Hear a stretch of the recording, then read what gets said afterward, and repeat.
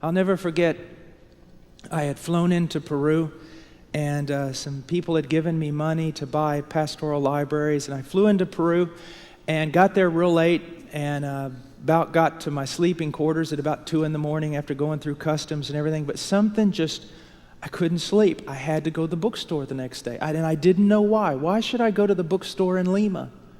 But I just knew, I just couldn't even, I've got to go to the bookstore tomorrow. Well, you've got several days, we could do that later. No, I've got to go now.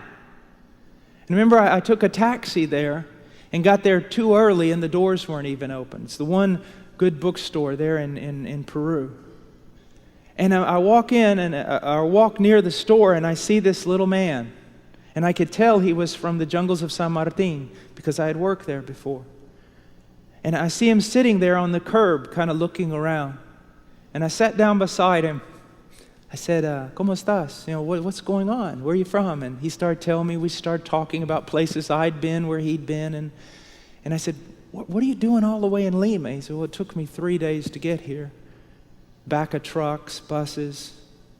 And I said, well, what are you doing here? He goes, I'm pastoring. I've become a pastor. And he goes, my church gathered up some money for me to come buy some books. And when he said that, my heart just broke, because I knew the money they gave him wasn't enough to buy a tract in that store. So I sat there and I said, oh, that's good. And so the door finally opened and we went in, and I went in and I just started, I knew what pastoral libraries I needed to buy and things I needed to get for poor pastors, so I'm just heaping it all up in piles and going along, and I think I got 2 guys helping me there in the store, get all the books together, and I watched that man out of the corner of my eye. And he'd go to one bookshelf, and you'd see him look. He'd go to another, and then finally he went to this little place where they sold chick tracts. And I saw him pick out about 4. And just to look at his face, you know, and he walks up to the counter.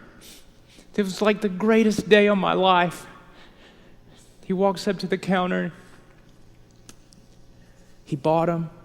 He's just kind of standing there, and I walked over to him. I said, hey, how's it going, you know? He said, didn't even say anything. He was just broke. And I said, what books did you get? He goes, I didn't get any books.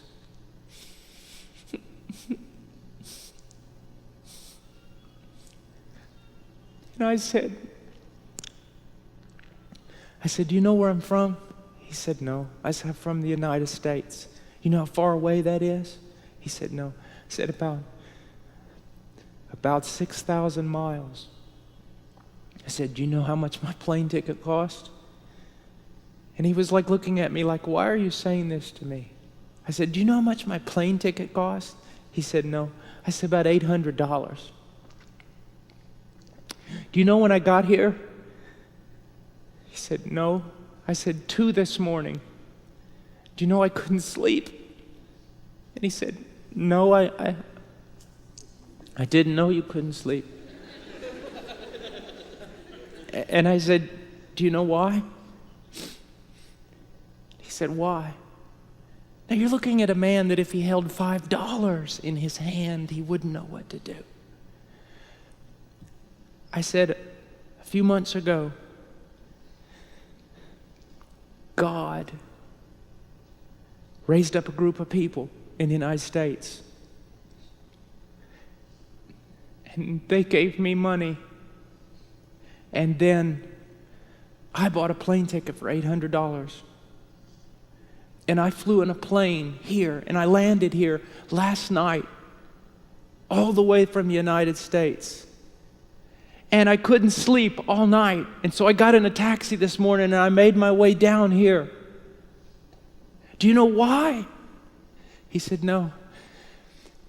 Because to buy you every book you're ever going to need. I said, do you realize the love of God?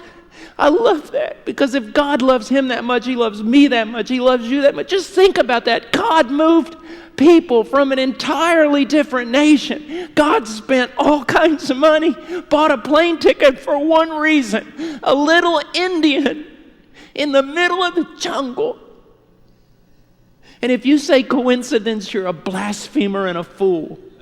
God did that for him. Isn't that wonderful? We got such a good God. We got a wonderful God. Just got a wonderful God. And that's what missions is about. We're always thinking about, it seems like we go to the mission field and we jump completely over the church to do our own thing with the lost. You ever realize that? I see missionaries and mission groups doing this all the time. Jump right over the church to go do something with the lost. My thing is the bride of Christ. If we help the bride become beautiful and strong in those countries, she'll take care of the lost. She'll take care of the lost. We need to pour our lives into the church because that's the only place God's determined to get glory for himself.